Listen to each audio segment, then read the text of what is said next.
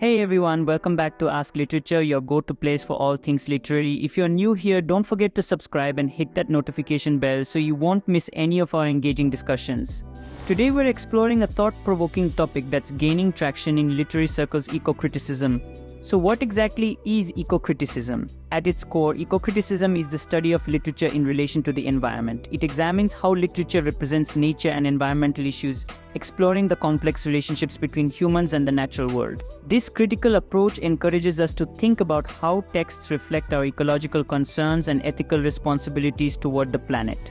The roots of eco-criticism can be traced back to the rise of environmental movements in the late 20th century. As the world grappled with issues like pollution, climate change, and biodiversity loss, literature began to respond in profound ways. Writers started using their work to reflect, critique, and even inspire action regarding environmental issues. It's important to note that eco-criticism is not just about nature writing or pastoral poetry. It encompasses a broad range of texts, including novels, plays, and even film.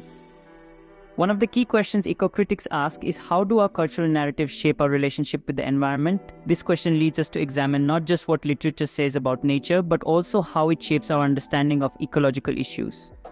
For instance, consider the impact of romantic poetry, particularly the works of poets like William Wordsworth and Samuel Taylor Coleridge. Their appreciation of nature and the sublime has often been viewed as an early form of eco-criticism. Their poems invite readers to experience nature as a source of inspiration and moral guidance, urging us to reconnect with the natural world. Fast forward to the present, and we find a diverse array of voices addressing environmental themes. Think of writers like Margaret Atwood, whose dystopian narratives explore the consequences of ecological neglect. In Oryx and Crake, Atwood imagines a world devastated by genetic engineering and corporate greed, forcing us to confront the darker sides of humanity's relationship with nature.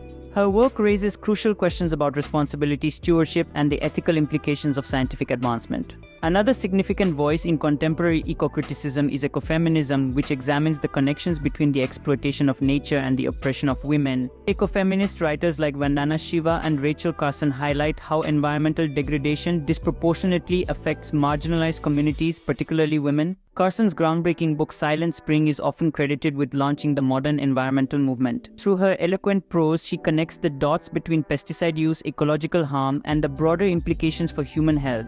This intersectional approach adds depth to eco-criticism by revealing how different forms of oppression are interconnected.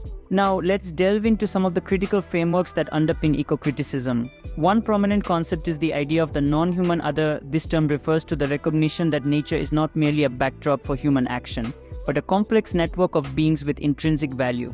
This shift in perspective challenges the anthropocentrism that has dominated Western thought for centuries. Authors like Tim Morton advocate for a more interconnected understanding of the world, emphasizing that all life forms are interdependent. This concept invites us to reconsider our place in the natural world and to acknowledge our responsibility toward other species and ecosystems. Eco-criticism also engages with the idea of deep ecology, a philosophy that calls for a radical reevaluation of humanity's relationship with nature. Deep ecology encourages us to see ourselves as part of the larger ecological community rather than separate from it. This perspective is beautifully illustrated in the works of writers like John Moore, who celebrated the beauty and sanctity of the wilderness. Moore's passionate descriptions of nature invite us to appreciate the inherent value of the environment and to fight for its preservation. Another aspect of eco-criticism is its focus on place. This approach highlights the significance of specific locations and landscapes in shaping cultural identities. Writers like Wendell Berry emphasize the importance of local knowledge and a sense of place, arguing that our connections to the land can foster a deeper understanding of environmental issues. Berry's essays often reflect on the relationship between community agriculture and sustainability, urging us to consider the environmental impact of our daily choices. Let's not forget the role of narrative in eco-criticism. Stories have the power to shape our perceptions and inspire action. They can provoke empathy and understanding, allowing us to engage with environmental issues on a personal level. For example, novels like Barbara Kingsolver's Flight Behavior explore the intersection of human lives and ecological crises, illustrating how personal stories are intertwined with larger environmental narratives. Kingsolver's characters grapple with issues of conservation, climate change, and community, prompting readers to reflect on their own relationships with the natural world. As we navigate the complexities of eco-criticism, it's essential to consider the role of literature in promoting environmental awareness and activism. Many contemporary authors are their platforms to advocate for change, inspiring readers to take action. Whether through poetry, fiction, or non-fiction, these voices remind us of our collective responsibility to protect the planet. In conclusion, eco-criticism invites us to examine literature through an ecological lens, encouraging us to reflect on our relationship with the environment. It challenges us to recognize the interconnectedness of all life and to engage with pressing environmental issues in meaningful ways. As we continue to face ecological challenges, the insights gleaned from eco-criticism are more relevant than ever. If you found this exploration of eco-criticism enlightening, please give this video a thumbs up and share your thoughts in the comments below. What texts do you think embody the principles of eco-criticism? I'd love to hear your suggestions.